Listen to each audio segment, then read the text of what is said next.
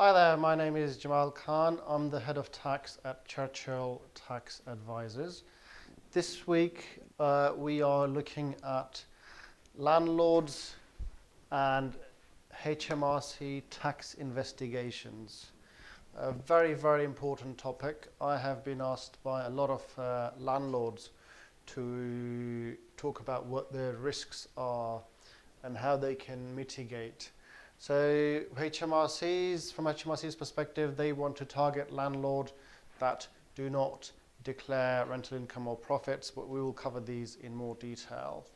Now, the first and most common tax investigation that we get for landlords is undeclared rental income.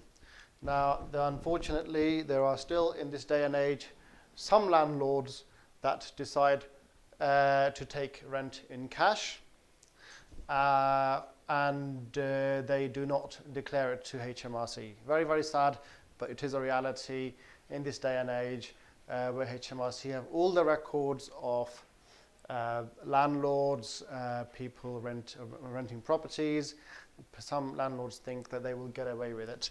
They do get away with it for a while, but when they do get caught, HMRC goes back 6 years and 20 years. So they have to pay all of the undeclared rental income plus penalties.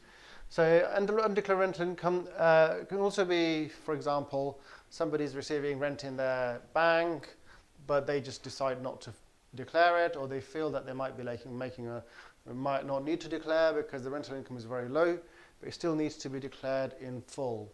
Very, very important that if you are a landlord and if you have rental income, to make sure that it's fully declared, every penny is counted, every pound is counted, and you speak to your tax advisor and your accountant to make sure that rental income is declared, because HMRC have now got very sophisticated systems that can detect how many people living in a property. For example, if there's a person, he's got 2 properties, HMRC will know that they're living in one property, the other property must be rented. So they should declare rental income to the full.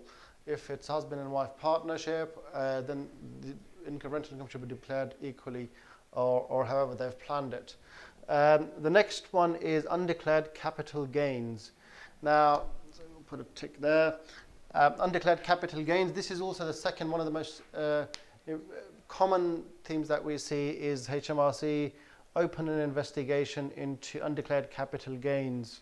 Now, there are a couple of types of capital gains that HMRC usually investigate. One is when somebody sold a property to a third party, it's got on land registry, and it's got on Zoopla, Rightmove, land registry, everything is showing everywhere, but the landlord decides not to declare it. Which is or not put the right figures on their tax returns. HMRC do review these, and if there's a disposal that's not showing on your tax return but it's showing on land registry, etc., HMRC will investigate. And when they do investigate, you have to pay the tax, you have to pay the penalties, you have to pay the interest. So always worthwhile seeking best tax advice. Whenever you plan to make a disposal, or as soon as you've made a disposal, you tell your accountant. And on that point, the rules are changing from next year, from April 2020, where when you make a disposal of a residential property, it needs to be declared within 30 days. You need to file a separate tax return and declare it within 30 days and pay the tax within 30 days. Very important new rules.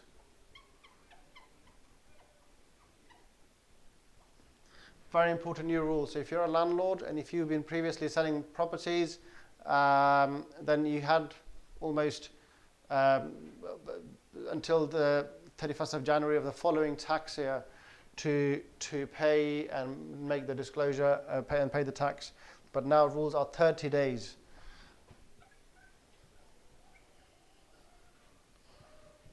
So the cash flow advantage that people had will be lost. Very, very important rule. The next one that we look at is gifts, transfers to family members. Now, this is a very People feel it's a harmless disposal of gifted a property. Somebody's gifted a property to their son or their brother for no consideration. It's an investment property.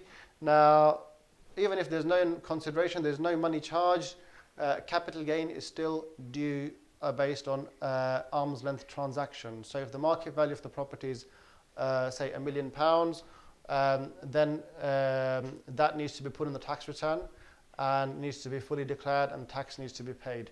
The only time the gains are exempt, there's no gain or capital gain, is when there are transfers between husband and wife. And even for those, if there's a mortgage outstanding, there can be stamp duty. But otherwise, if gifts to brothers, children, mother, father, doesn't matter, anyone other than husband and wife will be taxed as normal, as if they had made a third-party sale. So if you make a transfer to your family members, you need to speak to your tax advisor. Otherwise, HMRC can investigate when there are changes on land registry, and you can end up paying penalties and tax and interest and so on and so forth. One of the most common ones, which is the last one that we're discussing today, HMRC investigations, is where people claim that they have lived in a property and therefore there's no tax to pay, which is everybody should be aware that if you've lived in a property and if you sell that property, there's no tax to pay, and that your intention of living in that property was that will be your main residence. Now, a lot of people, which we've seen, is it's a very common trend that people buy a property, live in it for a short while, or pretend that they lived in it for a while, and when they sell it for a profit, there'll be sort of builders or developers or serial property buyers. They buy a property, do it up, and then they sell it, and then they say, oh yeah, I lived in it for 3 months, I sold it for £200,000 gain. And then they keep on doing it, and they feel that every time they sell it, they will get away with it. And I have seen so many cases, we get so many cases on a regular basis, where HMRC have found these few serial property investors who keep on buying and selling and not paying the tax on the basis that they've lived in it for 3 months or 4 months or 6 months. And there have been a lot of cases in the tax tribunal which have been lost. Or sometimes there are genuine cases, but the claims for main residence are very, very open to challenge these days. And you need to be very careful, speak to your tax advisor if there is a risk from HMRC in challenging this claim. Okay. If you have any questions regarding selling any free properties or rental income or capital gains or how to gift to your children, please get in contact with us. The contact details are on the link below. And if you like our videos, please do a thumbs up, and you can subscribe to our YouTube channel for weekly updates. Thank you very much.